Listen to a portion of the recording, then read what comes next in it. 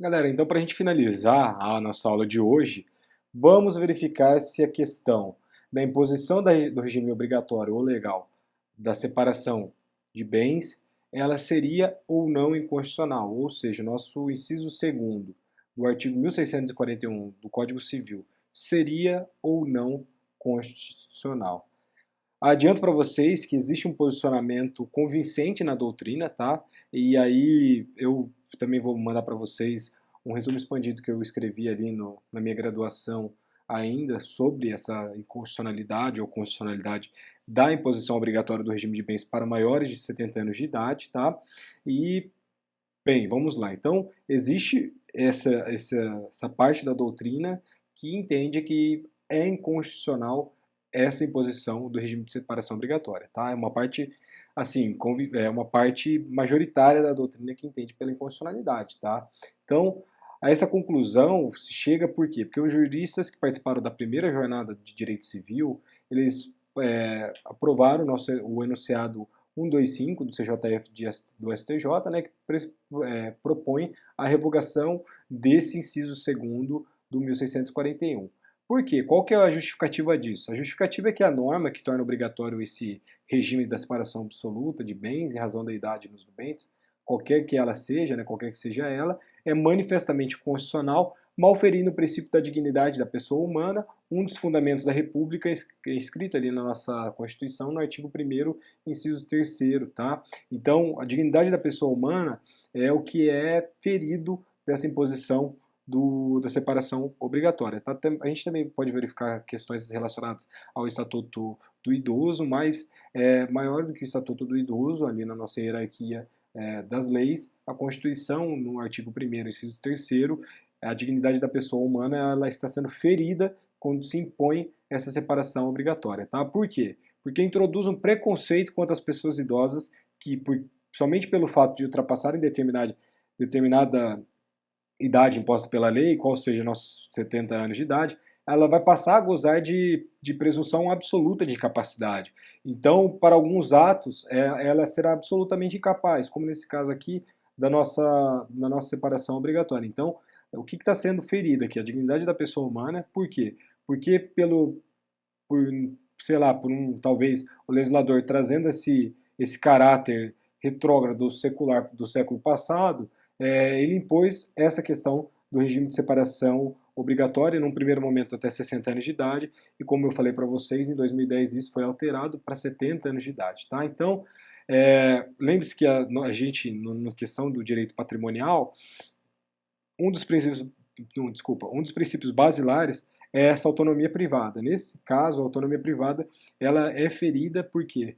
Porque, querendo ou não, essas pessoas elas gozam ainda de absoluta capacidade civil, conforme ali na nossa regra do artigo 3º, artigo 4º, enfim.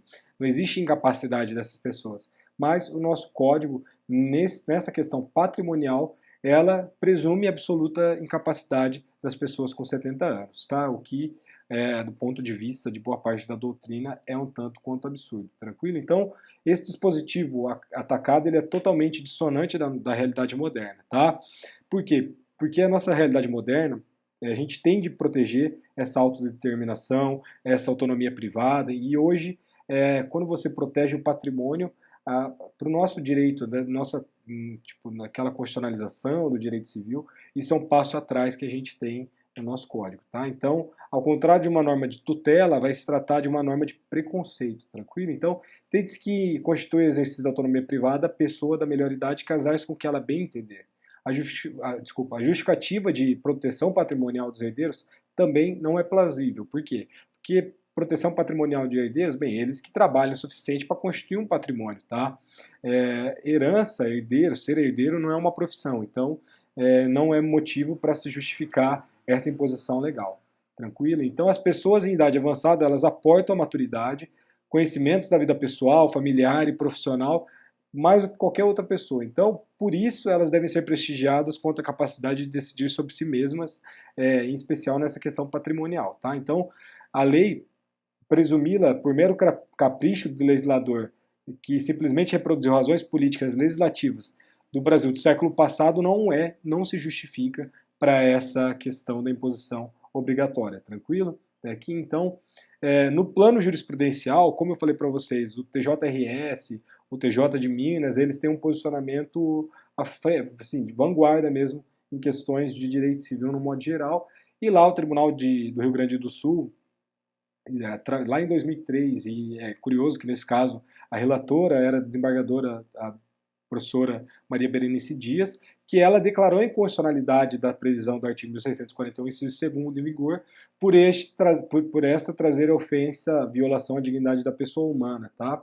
Então, lembre-se que a gente adota na questão de controle de constitucionalidade um sistema misto, tá? Então, a gente não tem o controle concentrado então a gente pode ser que tribunais de justiça adotem a inconstitucionalidade, permitam a questão da inconstitucionalidade, julgar questões constitucionais, e aí nesse caso foi declarada a inconstitucionalidade no caso do 1641, inciso 2º, em razão da violação à dignidade da pessoa humana. A Maria Berenice Dias, que foi a relatora desse processo lá em 2003 no Rio Grande do Sul, ela fez uma menção explícita ao César Peluso, que então era desembargador do Tribunal de Justiça de São Paulo, quando julgou a apelação civil 007-512-4/200. Lembre-se que o César Peluso, depois ele veio a ser ministro do Supremo Tribunal Federal, e nesse julgado do Tribunal Paulista, ele vai ter a seguinte emenda, ó: casamento, regime de bens, separação legal obrigatória, no bem de sexagenário, no caso era sexagenário, né? Lembre-se que isso foi alterado para 70 anos somente em 2010, tá? Doação a consorte, validade, inaplicabilidade do artigo 258, parágrafo único, inciso 2º do Código Civil, que não foi recepcionada pela ordem jurídica atual, norma incompatível com os artigos 1º, inciso 3º e 5º, inciso 1º, 5º e 54 da Constituição em vigor. Então, isso foi julgado lá de 1998, tá? Então, ainda nos moldes do nosso Código Civil de 1916, tanto é que a menção ao artigo 258, parágrafo único ali, e o inciso 2º, se trata do Código Civil de 1916, e para a questão de comunicação dos bens, a gente vai verificar na próxima aula a importância desse artigo 258, tranquilo? Do Código de 16. Então, como tentativa de minimizar os efeitos dessa infeliz limitação acerca da imposição da separação obrigatória, alguns julgadores, tá, não é também consolidado, não é uma posição firmada na doutrina, aliás, desculpa, na jurisprudência, mas já se admite em alguns julgados a possibilidade de se alterar o regime da separação obrigatória ou legal, né, através da opção de alteração do regime de bens, conforme a gente estudou ainda hoje no 1639, inciso 2º do Código Civil. Por quê? Porque esta questão da inconstitucionalidade seria o justo motivo para a pessoa pleitear essa alteração do regime de bens. Então, já se admitiu isso já em alguns julgados. No caso em questão, no nosso roteiro, eu trago um julgado de 2011 de Santa Catarina que foi permitido isso, tranquilo? Então, ainda sobre o nosso artigo 1641 do Código Civil, outro enunciado doutrinário interessante, né, que somente confirma o entendimento jurisprudencial majoritário, é o de número 261, que também foi aprovado na terceira jornada de Direito Civil, que tem a seguinte redação, aspas: a obrigatória do regime de separação de bens não se aplica a maior de 60 anos quando o casamento for precedido de união estável iniciado antes da idade. Nesse caso especial, a gente tem a seguinte discussão, agora com 70 anos, tá? A gente alterou em 2010 novamente. Se a pessoa tiver antes desses 70 anos dentro de uma união estável e depois fazer uma conversão ou fazer um casamento, alguma coisa nesse sentido, essa regra da imposição legal não será aplicada. Então vamos supor, a pessoa está com 67 anos, passa a conviver em união estável e aí com 71 anos ela vem e casa. O que pode acontecer? Não necessariamente se aplicará o regime da imposição de separação obrigatória, tá? Por quê? Porque a comunicação dos bens se dá desde a união estável. Então, união estável a gente vai verificar uma parte específica, via de regra, comunhão parcial de bens, tá? Então, seria comunhão parcial de bens dos 67 anos de idade e quando casar também pode continuar sendo comunhão parcial de bens, beleza? Então, a gente finaliza essa nossa aula de terça-feira. Na aula que vem, a gente vai adentrar um ponto específico ainda sobre o 1641, inciso 2º, tá? É se os bens constituídos no regime da separação legal se comunicam ou não. ponto muito polêmico também, ponto que não tem, assim, você vai encontrar posicionamento dos dois lados, tá?